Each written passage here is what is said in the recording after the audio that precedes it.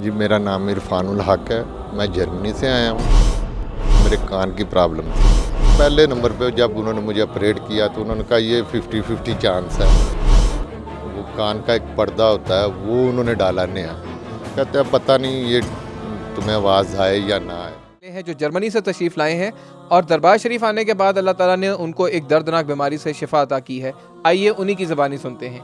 जी मेरा नाम इरफान उल हक है। मैं जर्मनी से आया हूँ और मेरे कान की प्रॉब्लम थी तकरीबन पिछले 2 साल से, और इधर मैं आया हूँ सरकार के दरबार। पहले ही दम में मुझे जो है ना मेरा कान ठीक हो गया अल्हम्दुलिल्लाह। मुझे अब आवाज़ आ रही है। जर्मनी के डॉक्टर्स ने आपके मर्ज़ के बारे में आपको क्या जवाब दिया? उन्होंने कहा कि पहले नंबर पे जब उन्होंने मुझे ऑपरेट किया तो उन्होंने कहा ये 50-50 चांस है। वो कान का एक पर्दा होता है वो उन्होंने डाला नया। कहते हैं पता नहीं ये तुम्हें आवाज़ आए या ना आए। तो मुझे नहीं आई आवाज़।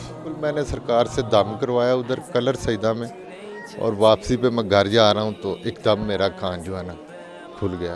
तो मैंने अपनी बहनों को बताया कि मेरा कान खुल गया, तो वो रोने लग पड़ी।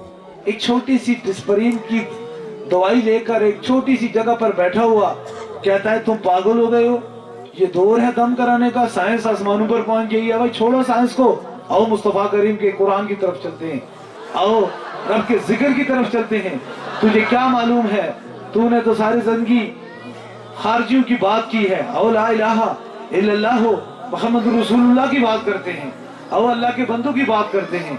बात सिर्फ इतना है, आज का मुफ्ती भी परेशान है, ये मैं पढ़ पढ़ के थक गया, वजह क्यों नहीं मेरी फूंकों के अंदर शफा नहीं है। आओ मैं वजह बताता हूँ, आओ दरबार अली अबलाड़ा शरीफ से आज ये वजह ले जाओ। तुम 3 काम करो, 1 2 और 3।